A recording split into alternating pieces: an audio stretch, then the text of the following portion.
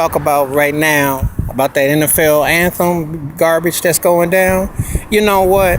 Man, look, the NFL is in partnership with the military to make some loot. It's not even about them being patriotic. It's a bunch of bunk. You know good and well that they're gonna sit there and they're gonna try to enslave black players, and that's what it comes down to. It's another mass of the plantation mindset about, you're gonna adhere to what we say, you're gonna come out here and stand, or you're gonna get a 15-yard penalty. Look, if the players don't want to come out, let them stay in the locker room. It's getting way overblown. And let's do a little history lesson, shall we? It's only been since 2009 that they even brought the armor, everything coming out to do the national anthem. It wasn't even part of the circulation in years past. So this is very telling. Not even during 2001 was this even like seen as a thing. So because Colin Kaepernick stirred them up, got them shook. And yes, it is racism and collusion because the man should be starting as a quarterback in the NFL. They're jibing a lot of people about what's really going on, because he's a better than over 14 of those quarterbacks.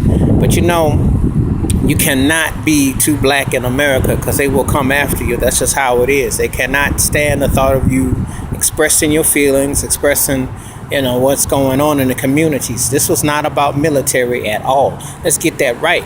Many of us grew up with our parents, grandparents, and so on in the military, and I had come from a grandfather who was in the Navy in World War II in a very segregated service, comes back to America in a very segregated time.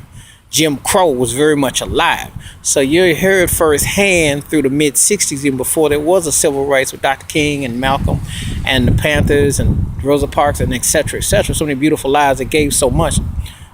John Lewis is still going on right now.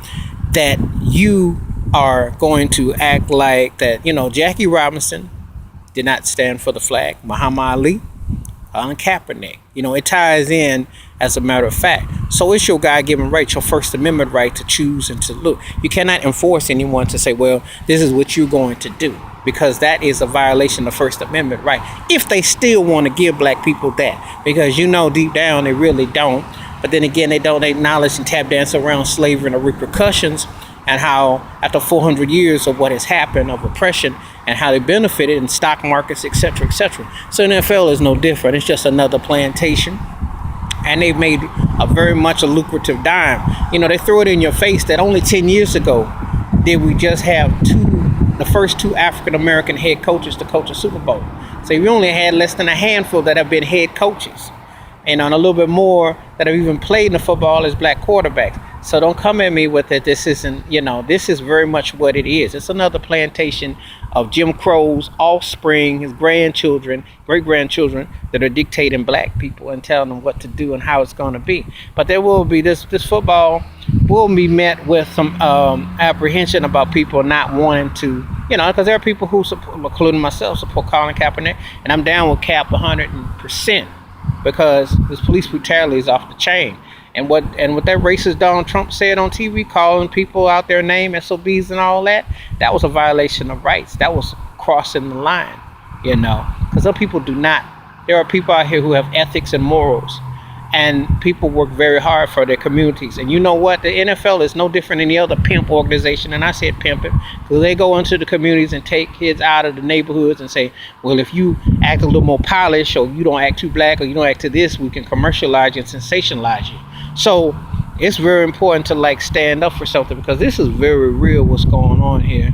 And they're trying to make this until they don't know what they're doing. What they should do is leave it alone. What they really should do is give Colin Kaepernick a job, because with a good lawyer and a fair system, he would either collect one way or the other. He either collect with a starting job again, or he would sit pretty with a heck of a lawsuit that ties collusion and institutional racism, which is very much evident what's going on. So that's my take about this national anthem protest, what they trying to follow through, because they ain't got no clue. They don't really want to have to deal with it, because what's going to happen is there's going to bound to be a big time black player that's going to get in a martyrdom context. Somebody, don't know who it's going to be, but they'll be met with these police because they can't help themselves. They really can't stop. When they see black people, they treat us like we're not even part of this country.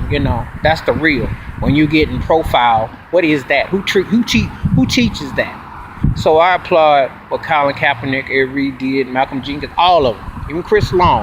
I give white brothers some props because it says a lot, and that's what it usually has to tell the truth. It takes someone white to join forces to say, "Hey, enough of this bunk." So that's my take. Peace. I'm out.